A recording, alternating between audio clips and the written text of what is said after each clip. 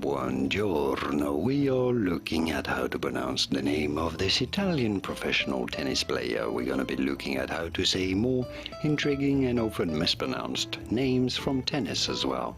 So make sure to stay tuned and consider subscribing for more learning. How do you say it?